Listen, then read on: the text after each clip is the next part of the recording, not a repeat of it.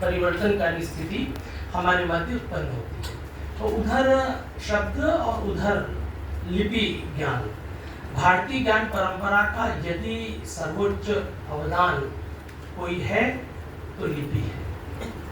ब्राह्मी लिपि और उसके पूर्व में सिंधु लिपि, सिंधु घाटी सभ्यता की लिपि, ये भारतीय सभ्यता का अविस्मरणीय योगदान है। यद्यपि सिंधु घाटी की जो लिपि है उसका उद्वाचन नहीं हो पाया, लेकिन अभी कुछ वर्षों पहले अनुराधपुर स्थान है श्रीलंका में, उसमें एक मृदभांड प्राप्त होता है। उस मृदभांड से स्पष्ट होता है कि ब्राह्मी की पूर्व जो लिपि है उसके साथ एक संबंध बनता है सिंधु लिपि का। एक ऐसा वहाँ पर पात्र प्राप्त हुआ है जिसमें दोनों लिपियां हैं।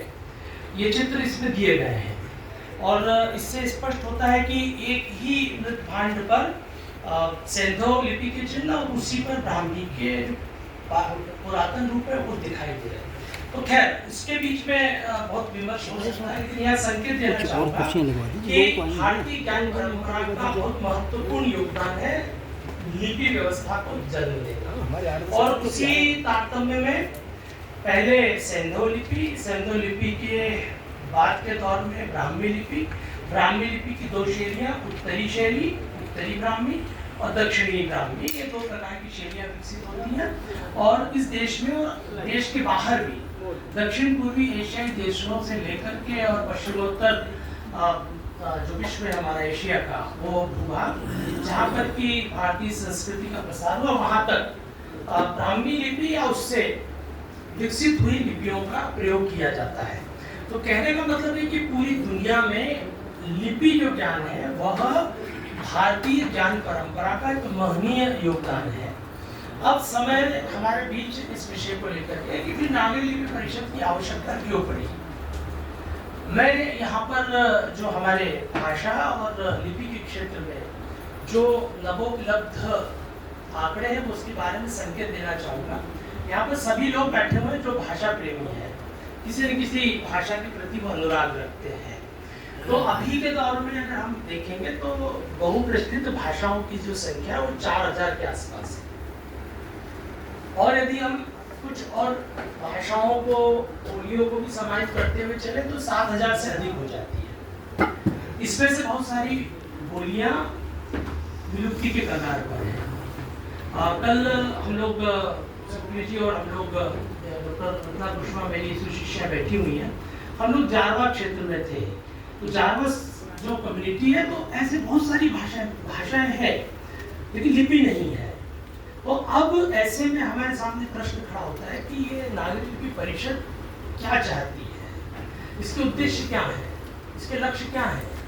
और यहाँ इस सभागार में बैठा हुआ प्रत्येक व्यक्ति और इस नगर के अन्य लोग भी या इस द्वीप समूह के अन्य लोग भी उसमें अपना योगदान दे सकते हैं। यह साहित्य, काव्य, पाठ आदि अपनी जगह है।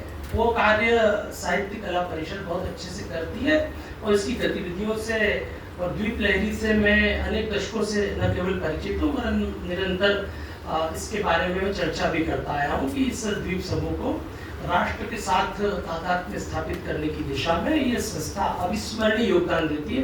मैं चाहूँगा कि परिषद के लिए एक बार करते ध्वनि आप लोग करिए। तो अब प्रश्न हमारे बीच खड़ा होता है कि जब इस दुनिया में वैविध्य है, विशेष तौर पर भाषाओं का वैविध्य है, तो लिपि क्या काम कर सकती है।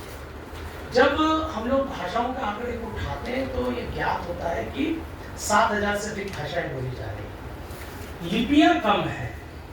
जो बहुप्रचलित लिपियां उनकी संख्या लगभग 300 से 400 के बीच में आ जाती है और घटते घटते कुछ तो ऐसी जो इतिहास का विषय बन गई, कुछ ऐसी हैं जो कि अभी प्रचलन में है, तो उनकी संख्या तो 200 के अंदर आ जाती है।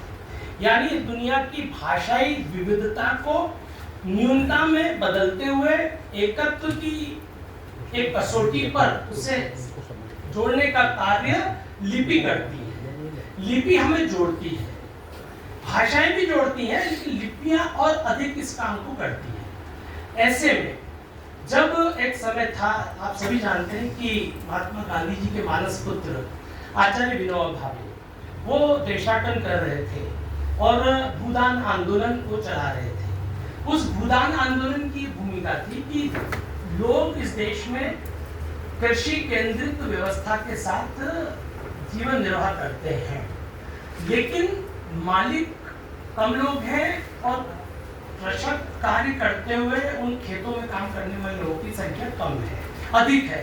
तो अब कोशिश करना चाहिए कि जिनके पास पर्याप्त भूमि है वो लोग अपनी भूमि का दान करें और उन लोगों को दें जिनके पास भूमि नहीं है, भूमिहीन किसानों को दें। दान करना है तो ऐसे तो नहीं करते हैं कि वो खुद भूमि युक्त हो और किसी अन्य को दे रहा है, तो भूमिहीन किसानों को वो अर्पित की जाए। इसके तहत उन्होंने देशाटन किया।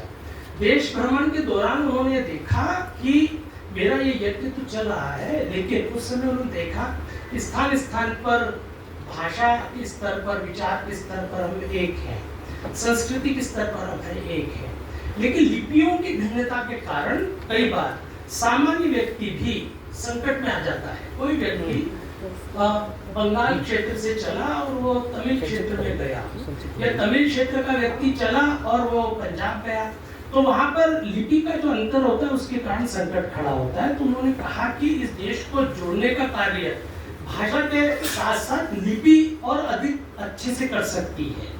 यदि हम तिरुवनंतपुरम देवनागरी में लिखा हुआ पालेंगे हम समझ जाएंगे, है ना। मुख्य मार्ग का नाम हमको देवनागरी में भी मिल जाए मलयालम के साथ, हम समझ जाएंगे।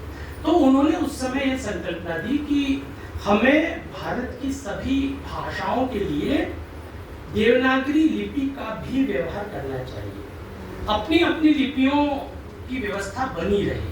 देखिए, हम जिस संस्था के साथ बैठे हुए हम नहीं चाहते कि कोई भी भाषा अपनी जो नैसर्गिक लिपि है उससे दूर हो। बांग्ला भाषा है, बांग्ला लिपि है, रहे। पंजाबी है, गुरुमुखी लिपि है, रहे, लेकिन देवनागरी भी रहे। उसका लाभ क्या होगा कि जो इतर भाषी लोग हैं वो एक दूसरे को जान पाएंगे, लिपि के माध्यम से बहुत सारे शब्द उनके कानों में पड़ेंगे।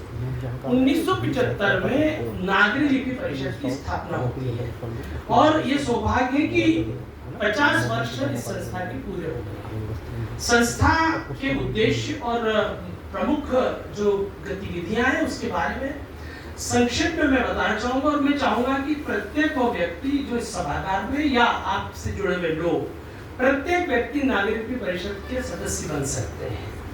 आजीवन सदस्यता भी इसकी है और अन्य प्रकार की गतिविधियों में योगदान आपका हो सकता है।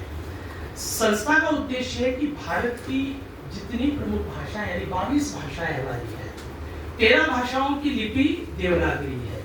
बस्ती है वे भाषाएं जिनकी नैसर्गिक लिपि नहीं है देवनागरी, लेकिन उनको भी देवनागरी में भी लिखेंगे तो एक इस प्रकार की स्थिति बनेगी कि हम लोग जुड़ जाएंगे। तो पहला लक्ष्य हुआ कि भारत की भाषाओं के लिए अपनी अपनी नैसर्गिक लिपियों के साथ देवनागरी लिपि चले। दूसरा महत्वपूर्ण लक्ष्य है कि जो हमारी छोटे छोटे क्षेत्रों में बोली जाने वाली बोलियां हैं, लोक जनजातीय बोलियां हैं, उनको भी देवनागरी लिपि में लिखा जाए।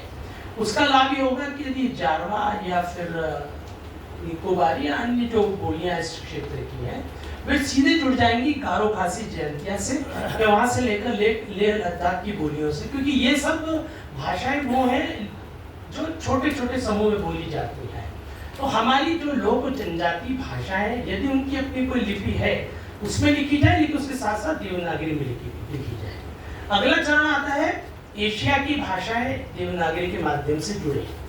भाषा इंडोनेशिया पुस्तक आती है या फिर फ्रेंच स्वयं शिक्षक पुस्तक आती है, तो उसका तात्पर्य है कि एशिया की भाषाएं जुड़े, फिर एशिया यूरोप की भाषाएं जुड़े और आगे चले तो अंतर्राष्ट्रीय स्तर पर विश्व की भाषाएं देवनागरी लिपि के माध्यम से जुड़े। और इस दिशा में नागरी लिपि परिषद निरंतर कार्य करती है।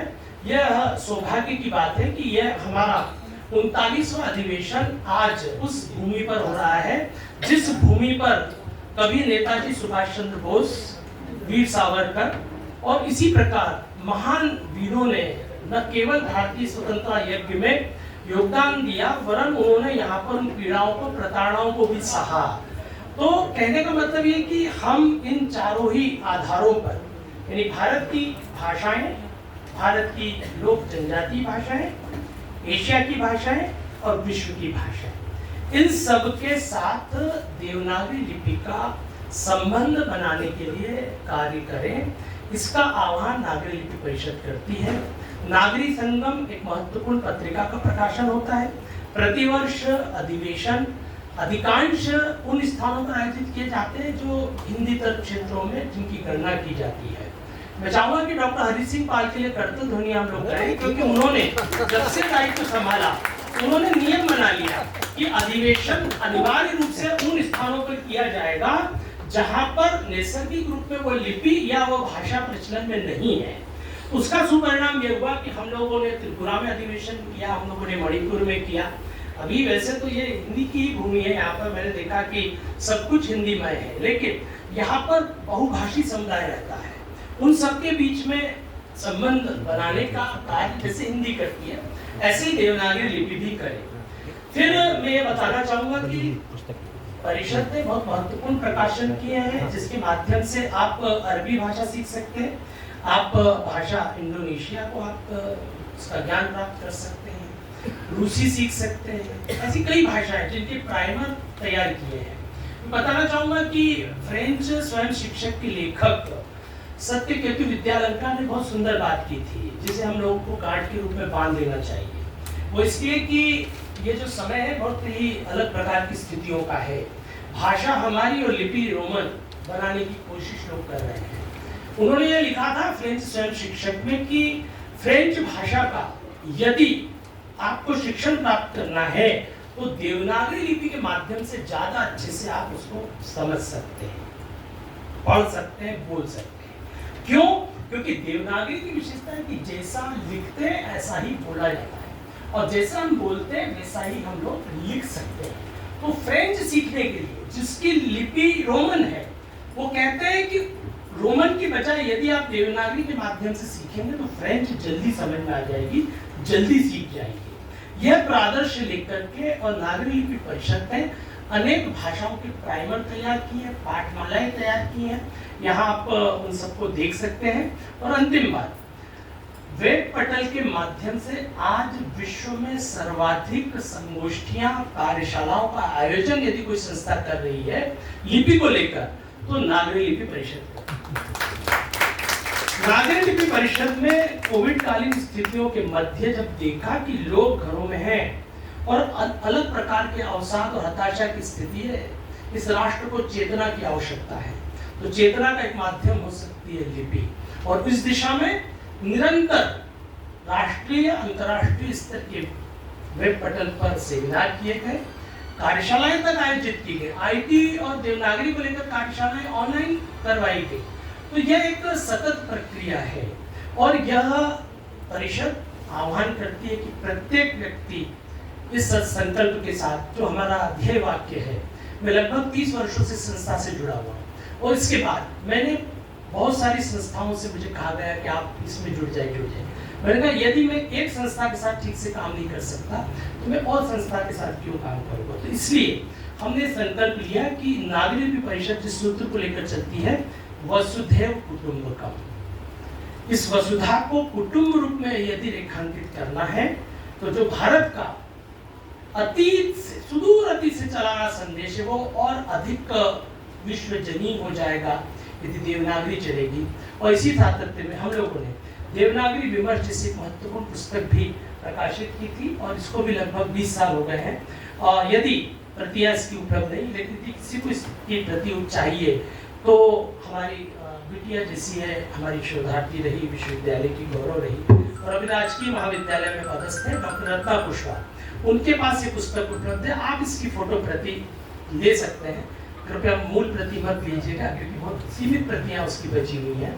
आप उसकी फोटो कॉपी यहाँ पर प्राप्त कर सकते हैं, उनसे संपर्क कर सकते हैं। आप सभी लोग जानते हैं जो यहाँ पर स्थान के हैं। यहाँ आप सभी पधारे, बहुत बहुत अभिनंदन।